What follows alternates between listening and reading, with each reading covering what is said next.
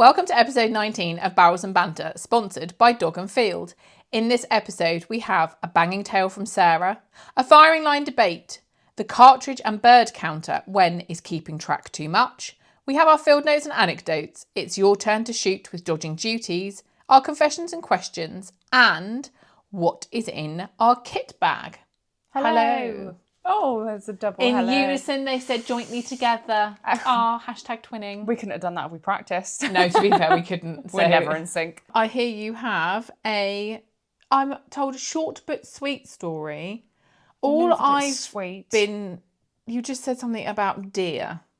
You just said it's a deer fat story, and that does already give me the ick. Celine loves it when I just send her a cryptic message. She's like, I've got a story, down. Deer fat. Deer fat, I'll remember that.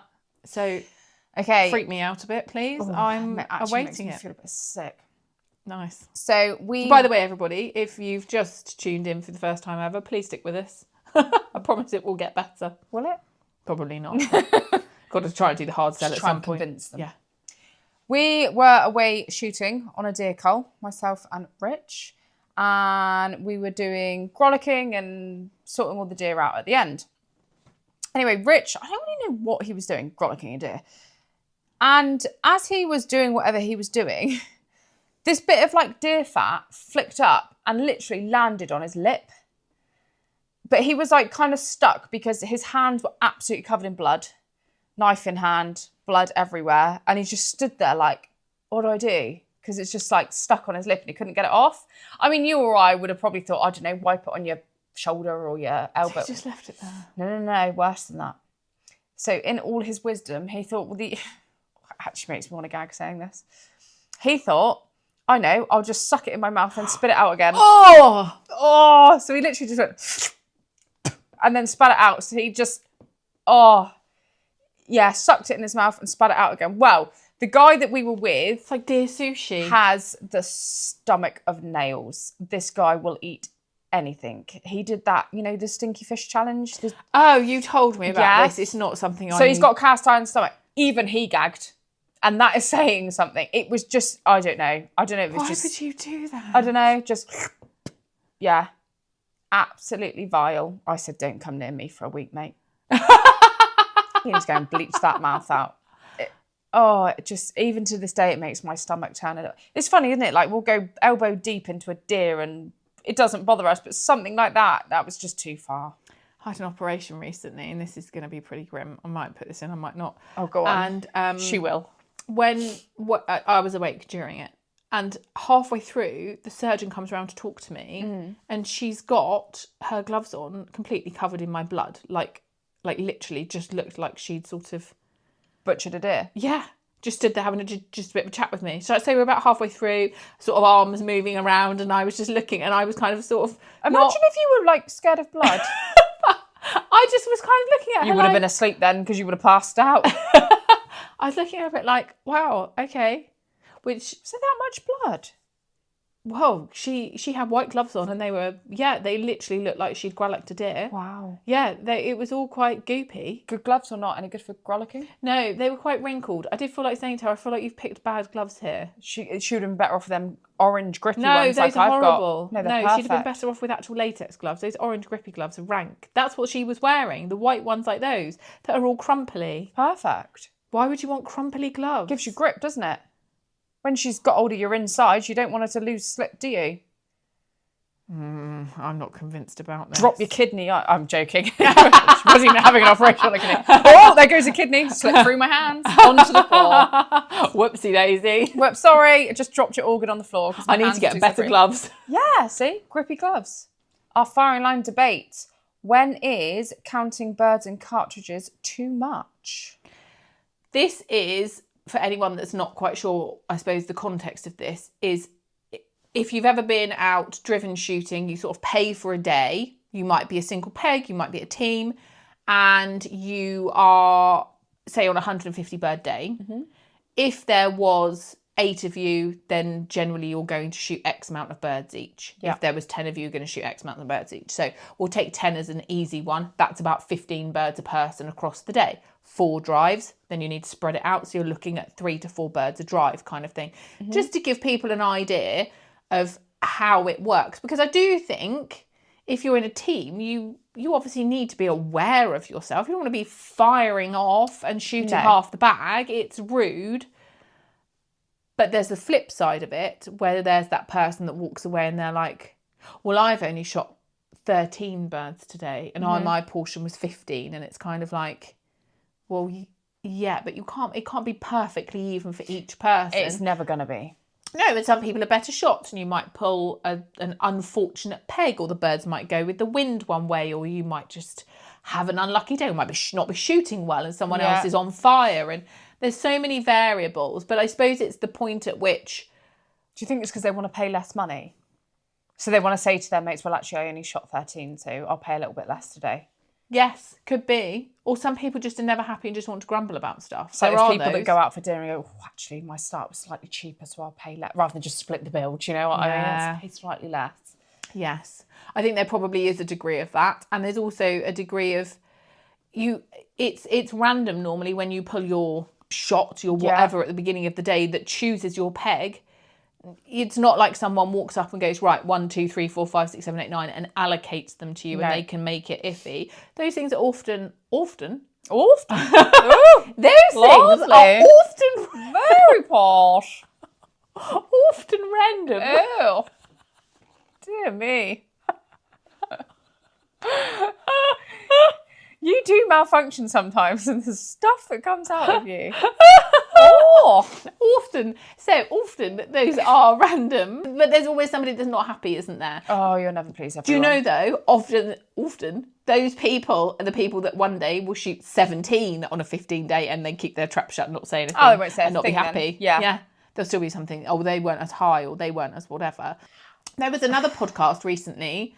I haven't actually listened to it myself. I should have done. Apologies. But so if I get it slightly wrong, this was what I was told. Allegedly, another podcast had somebody go on, and it was, I'll just make the numbers up, 150 bird day, and they shot 160 birds on the first drive. Mm-hmm. Well, that was dumb. How? Now, I totally understand that the person running the day should have blown the whistle well before and not seen that drive all the way through, because that is rubbish. But surely you have to take accountability and have in the back of your mind, you don't want to be a picky Cartridge bird counter, but there must come a point where there's some birds you're coming thinking to yourself, my allocation's 15 birds and I've just shot 35. Yeah. That was my whole day's allocation or whatever. There'll be some people that have literally just completely gone to town on that. Why on earth would you then entirely blame the shoot? Surely you have to look at yourself 100%. And have a bit of an idea of what you should have been shooting. I don't know how you feel about this, but you would think you would keep a bit of account, because I'm just putting out there are plenty of shoots out there that will take advantage. Yes. And will potentially not blow the whistle because they think, oh, look at all these guys, they're getting stuck right, and I expect they'll pay a bit more. Just let them shoot over. Do you know what I mean? What can they... I'm just saying, there probably are shoots. Yeah. So I'm not saying this shoot did it, but you do want to have, to be fair, I think 50-50. It sounds like they're both fairly culpable in that they were not, didn't have the whistle blown. You would blow the whistle if it's 150 bird day, 100, and say, guys, you've only got 50 birds left. Are you paying more, or are we having 3 small drives now? You've gone to town. Exactly. So yes, probably they should have done that. But equally, some of those people that were shooting must have shot well over their bag. Yeah. And you might be put in a position where you're shooting a peg, let's say you're peg 5, and you could have easily shot your bag in that one drive. Yeah. But at that point, you have to be sensible. You have to cherry pick your birds. But then you know that you're going to be peg 9. You may only have a couple of opportunities. You can't just buy a day and expect that what you're going to get on your peg is going to be exactly that. Mm-hmm. And you are responsible to pretty much stay within what you've agreed you're going to shoot your bag with the shoot. I think having an idea of where you are is sensible to fit within a team. Our field notes and anecdotes this week. And Sarah, I hear you have been shooting in someone's garden. Oh, that sounds well dodgy, doesn't it? Yeah. I've been. Is it like sort of 4 meters by 6? 4 by 8. Oh, okay, fine. Nice. I'm joking. Yeah, so I got approached by some people local to me that have got a deer problem in their very large garden. It does sound dodgy when you say garden. The deer are basically destroying it. They built an orchard and they've had to fence it off. They've fenced off every rose bush, every plant. Oh, it's not very pretty then when it's got everything's got fencing. No, because it's such a beautiful place, but everything's got a fence around it. Oh. So I said I would go and help. I've managed to shoot 2 so far, which isn't bad. It's pretty good stalking in that I basically go and I sit on a balcony on a lovely chair with a cup of coffee and I just wait for the deer to come to me. Oh, nice. Yeah. Why are not all places like this? I know. What a dream. Screw high seats, just have balconies. Oh, it's perfect. I'd like a decking area and a deck chair, please. Yeah. Please bring me a little G&T while I wait. I went last night and that was a test of patience. I'm not going to lie. So it's one of those with this bit of ground. There's no rhyme or reason to it. There's cameras up there. You know, there's no clock. They're not coming in like clockwork. So you just got to sit and wait, basically, and hope for the best. So I sat and sat and sat. And I spotted 2 deer in the wood. And I was like, oh, here we go. We're on. Got up on the sticks. Both does. So I was like, okay, it's fine. A buck will follow. Surely.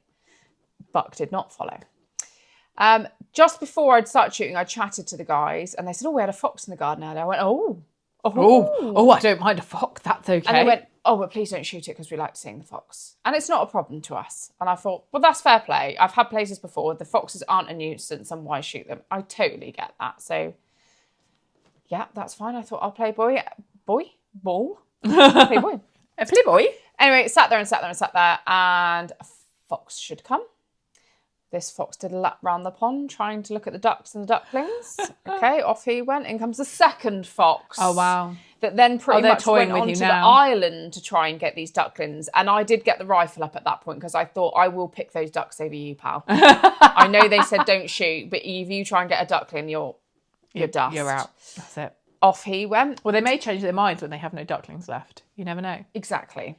And then 10, 15 minutes later, a third fox should appear, trotted straight up to the balcony where I was sat, and I thought, this is some form of torture. I've seen 2 deer, 3 foxes, few pigeon, and then with that, a little mouse came across the balcony, and I thought, you might have to get it with the 243 in a minute, mate. They might need to replace Your patience is very thin. their slabs on the patio.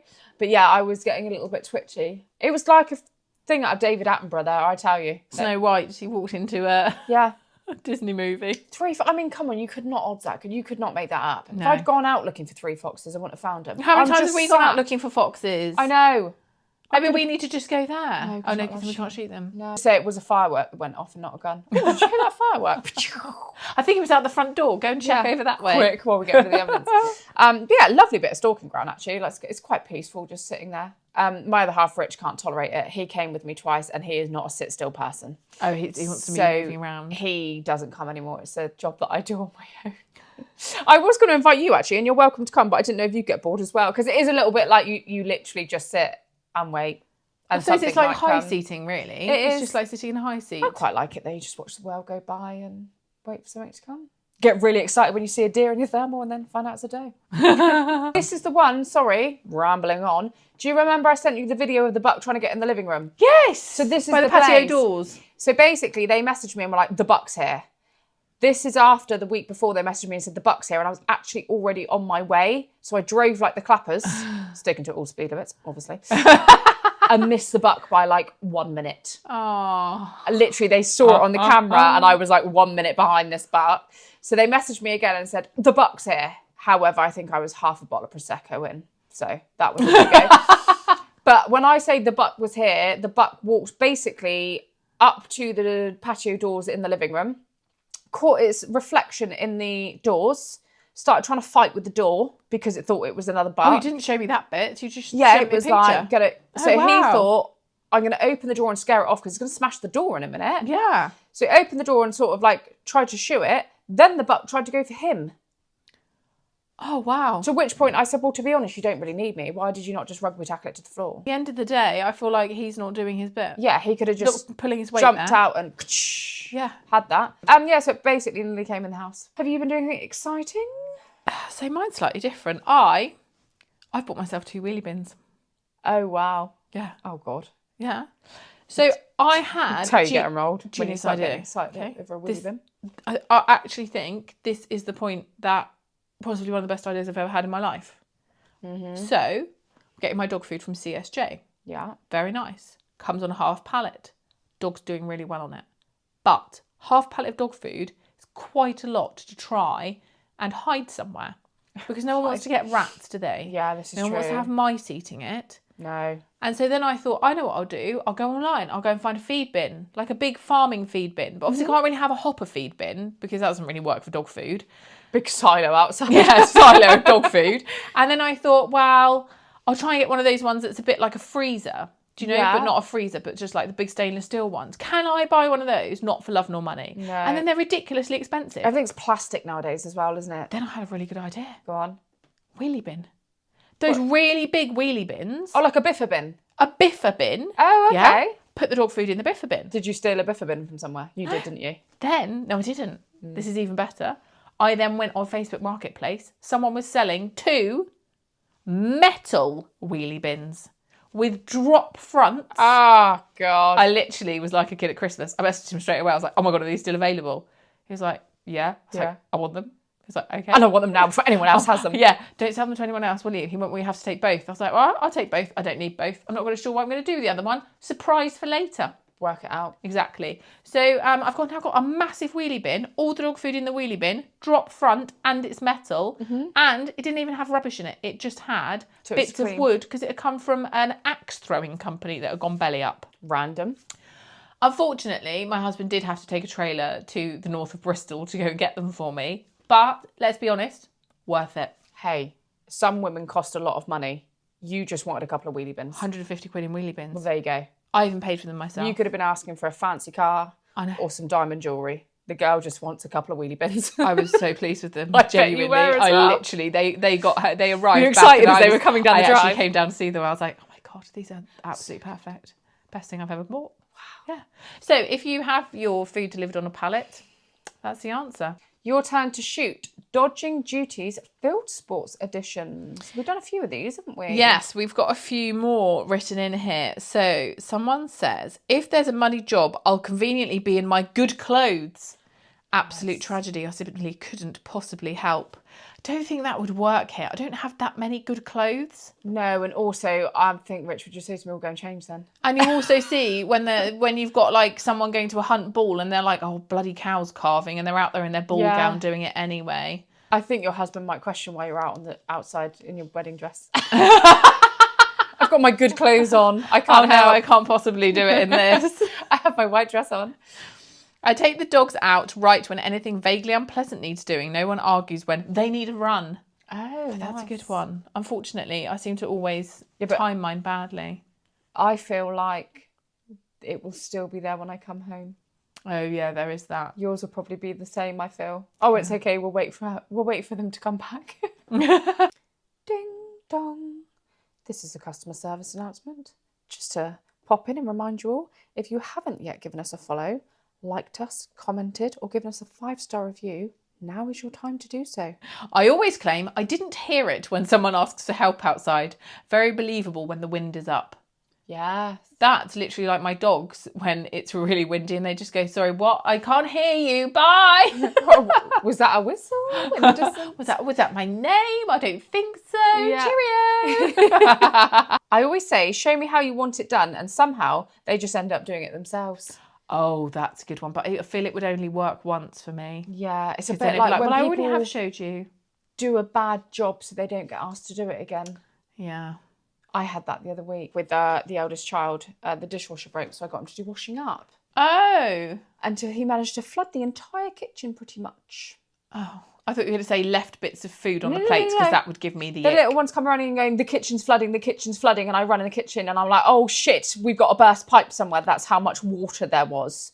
The entire, you know my worktop, the kettle side and the sink side? Yeah. From the kettle to the other end of where the coffee machine is, flooded, underwater. Floor, underwater. So I'm looking for... How did he achieve that? Wow. I thought there must be a burst pipe. Even the kids, little kids were concerned. They were like, there's a problem. I'm about to call a plumber. Oh, no. Oh, bright spark over there. Left the tap running, but the tap head over the back of the sink. Oh, my days. So we've got another one here. I once cleaned something so thoroughly and took so long that now everyone agrees it's not worth me doing it again. That's the opposite of the problem that That's we've the just opposite, had. isn't it? Yeah. Wow, we've got everyone trying every trick in the book. One side, other side, everything in the middle. I feel like I'm missing a trick here because I just seem to land up doing it all myself. Yeah, I just feel like these sorts of jobs just end up sitting there, don't they? Yeah. What did we walk around my garden earlier? And Sarah said, "Oh, why don't you go and just hop up there and I'll take a photo?" And I'm like, "Oh, you can't stand on that because that bit's wobbly." Okay, well, what about on this bit? No, you can't stand there either because that's wobbly too. Then she said, "Why don't you go up the treehouse steps and we'll do something there?" I said, "Oh no, I can't go on that. That's wobbly." She went, "Is there anything not wobbly here?" I was like, "Well, there's lots of non-wobbly things." Don't touch that gate. It's not attached properly. Don't touch that. It's not attached properly. And I'm like, is your household together by blue tack by any chance? Because it just sounds like everything's not attached around We've here. just got so many things that need to still be done that you do. And then it's like, oh, you need to redo that. I need to redo. There's lots of redoable things. Well, but they just still sit there because there's too many other important things. I'm just going to say health and safety. If I injure myself here, filming a pod or anything, I'm going to HR. Well, we've all seen me fall off the fountain. So I suppose that's the... Can we clip that into this pod?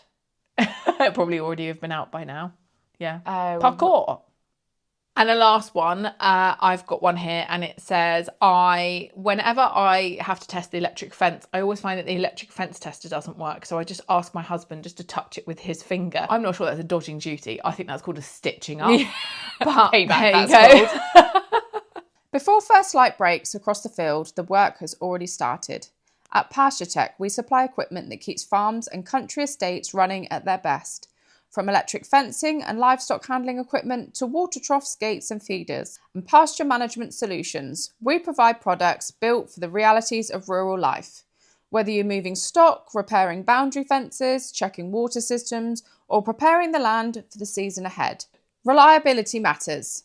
Trusted by farmers, gamekeepers, and country landowners alike, PastureTech delivers practical solutions backed by genuine rural expertise. PastureTech, supporting farming, shooting, and a countryside life every day of the year. So talking about electric fencing and dodging duties, there we go. We know where we're going to get our electric fencing from now, don't we? So on your turn to shoot, we also have had somebody that has sent us a message and it says, "Morning ladies, just to add to your celebrities that shoot." Do you remember this where we had Rowan Atkinson? We were talking about different people. If you haven't listened to it, then that's a you problem. Go back and listen to the previous episodes. The only thing is I do wonder how many of these people we will know. We'll give it a go. Richard E. Grant. Never heard of him. Yes, he's the actor. He's a really good actor. He's in everything. Was he not in that one with the woman that died that got hit by the car? Oh yeah, here we go. Like the thingy-me-bobby and the woman that died that got hit by a car. The Angels one. Have you not seen it? Angels. City of Angels. Never heard of it. Oh my God. Xander Armstrong. Never heard of him. No, I haven't heard of him either. Richard Osman. Yes, you have. He's the tall man that does that Pointless programme. Never heard of Pointless. He's like a... You've never heard of Pointless? A Pointless programme? Like the programme's pointless or the Pointless... Right. Dear people that are from foreign countries that are watching this, Sarah is English and these are all British programmes. But is this like an old people thing? Sort of a middle of the afternoon programme, but Richard Osman is... Because I'm often sat watching telly in the middle of the afternoon. He's written loads of books. Loads of books. Don't read. Okay. He also is really famous because he's really intelligent. That's probably why I don't know him. Okay, perfect. Different levels. John Frieda, you know him. Hair products. Oh, yes. From the shampoo. Yeah. John Frieda is a celebrity that shoots... Well, I would not have thought that, but there you go. Good shampoo. Mumford & Sons. That's a band, isn't it? I love Mumford & Sons. I actually think that they are possibly my favourite band ever. Really? I couldn't tell you a song, but yeah, I've heard of them. They're so good. Oh, well, loads of them. And this person actually says, I set their shoot up for them, so we know that's a fact. The others he could have just made up for all we know. Nice. Simon Le Bon. Never heard of him. Duran. Never heard of them. Sorry, what decade were you born in? Way after yours. Not that much after. Way after your decade. No way. You still have black and white tellies in your days. Duran were... Well, someone's going to probably correct me. I would say they were the 80s. Might have been the 70s. Pretty sure they were the 80s. Yes, but people still would have known them in the Spice Girls. So yeah. Oh my God, I love Spice Girls. Right, okay, thank you. They were after your era. You would have been about 7. Luke is he Combs or Coombs? Oh, Luke Coombs. Yeah, so I don't know who he is. He's just that country and western guy. Yes, because you're well old. Yeah. And I'm down and hit with the kids. Confessions and questions. And the question this week, Sarah, what is in your kit bag? So for your driven shooting days, the question is for taking your dogs out, all of that sort of thing. What do you take when you go out picking up in the back of your truck as your necessities, essentials? Dog lead. Dog lead? Dog. Yes, mustn't forget the dog. My kit list probably isn't as extensive as yours. As we know, I'm not very organised, am I? I'm not much of a planner like you. This is why I rely on Celine heavily for a lot in life, because she's the prepare one. What do I have? So dog lead, things like that. Medical wise, I do have a little bit of medical stuff, but probably not as much as I should. I do kind of wing that and just do the whole, my dog's not going to get hurt thing. I'll never need it. Which we, as we know from last year, immediately did. Yeah, first day out. I think I have like a roll of vet wrap that's maybe not even vet wrappy anymore because it's probably that old. It's gone crispy. I think I did have a bottle of Hibby scrub in there. Oh, right. And I had one of those staplers. Oh, yes, they're good. But you told me off because I'd used the stapler. So you buy them off of Amazon or something. They come in a sterile pack, don't they? And I'd already stapled a dog back together and just kept it because, well, that's a freaking no-brainer, is it not? There's like another 20 staples in there. I'm not going to waste them. So when I went to staple my dog back together, Celine went, where's the packet? I said, what packet? Well, the sterile packet it comes in. I'm like, well, I don't know. Took that off about 5 years ago. She's like, the elementary, like, one use, Sarah, sterile. I was like, disposable in capital letters. Oh, well, waste not, want not. So I thought, give it a little swill in the water and it'll be fine. However, Celine, I don't think you let me use it actually. No, I didn't. It went in the bin and you used mine and I ordered one next day on Amazon. Yeah, so my kit list probably isn't what it should be. I do like those staple guns. The only thing I would caveat is if you were thinking of buying one, you need to know how to use it. Yes. Because you have got to bunch that skin up and staple the skin bunched up. Yeah. You cannot just staple it, otherwise you end up with a big gap. You also have to make sure you've got a space to allow the infection to ooze out. You can't just completely and you need it to be clean. Yes, it's got to be cleaned out first. Is that I just want to put it out there that you and I have done this multiple times. Yeah.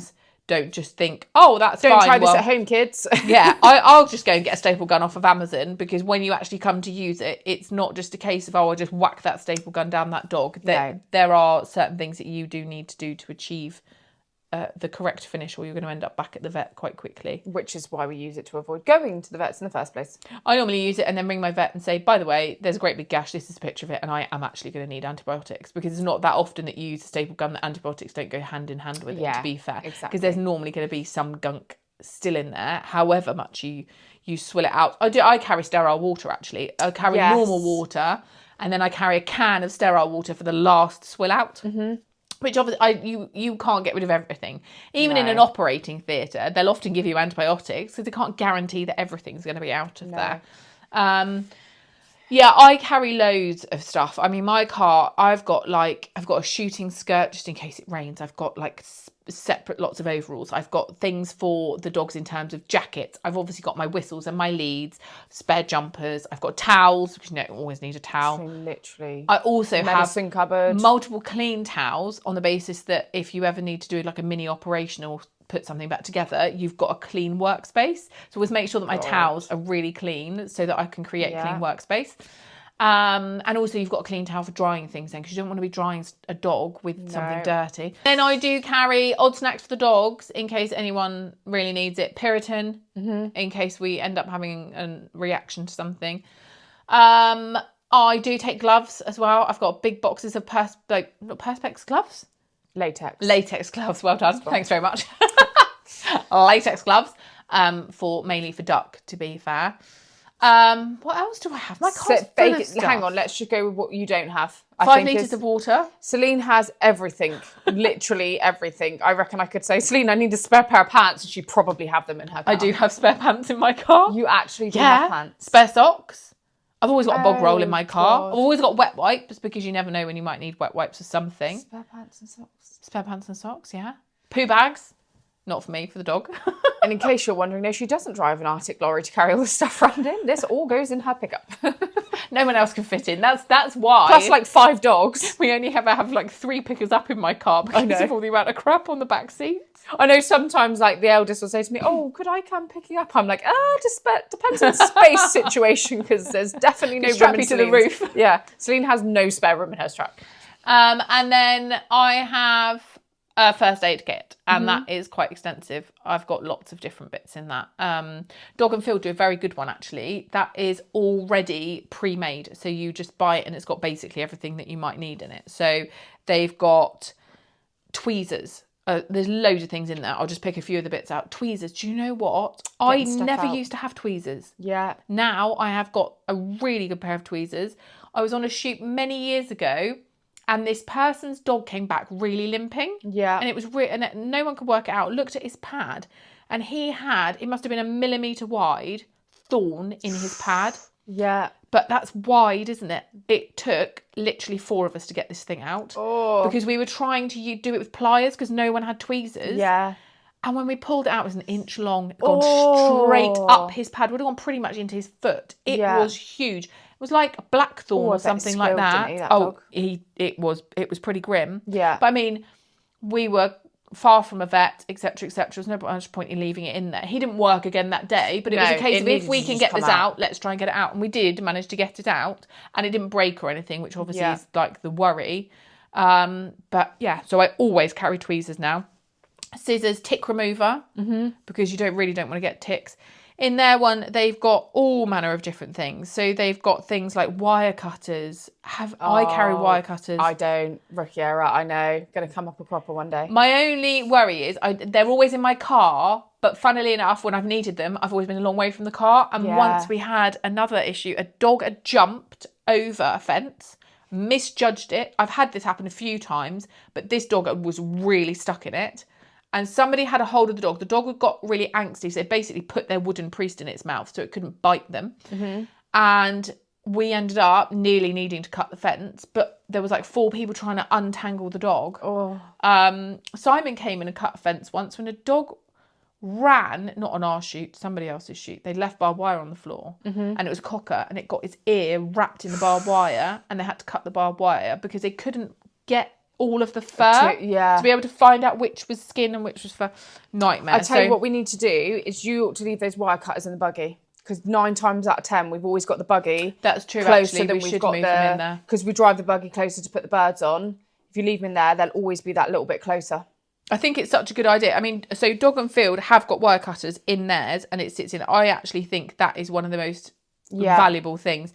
They have antiseptic spray. They've got various different things like disposable gloves, ice packs, syringes, but I think you have to take your own needle for those. And then various different saline washes for cleaning out eyes and stuff. Literally something I've for everything. never had an eye that I've needed to clean out. I don't think on a shoot day. And I always worry about eyes, but I've definitely cleaned out a lot of wounds with those saline sprays.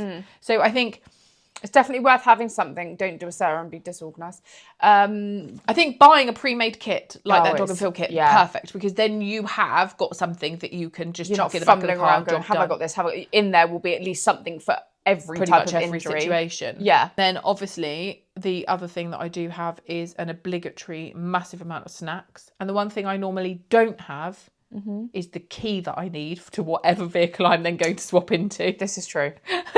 And to wrap up this session, we have a confession from you. Well, not you. Someone has written into you, Sarah. I don't know this one. No, so somebody and now I'm intrigued. Sent this to me on Facebook. So, are you ready? Always. Looks a bit ready. Looks a bit of a long one, so bear with me. Don't know how many tongue ties I'll get through this one, but we'll give it a go. So let me tell you about my first ever sika deer. Now, if you've ever stalked sika, you'll know they're basically the SAS of the deer world. They're sharp, they're sneaky, and they seem to have a sixth sense for detecting even the slightest movement. So naturally, I was ridiculously excited. First time after sika, rifle ready, all set up in the high seat, feeling like a proper professional. For about 25 minutes, then came the rumble. Not just a little tummy grumble either. This was the sort of rumble that makes your eyes widen and immediately has you questioning every life choice you've made in the previous 24 hours. Oh, it's that horrible bit when you hear it first and then you think, I thought I was okay. I sat there thinking, it's fine. Ignore it. Mind over matter. 5 minutes later, the rumble. The deer weren't the only thing calling. Now, I'm having an internal debate. On one shoulder is the sensible stalker saying, stay put, be patient, the deer could appear any moment. On the other shoulder is my digestive system screaming, you have approximately 90 seconds to find a solution. So eventually I gave in.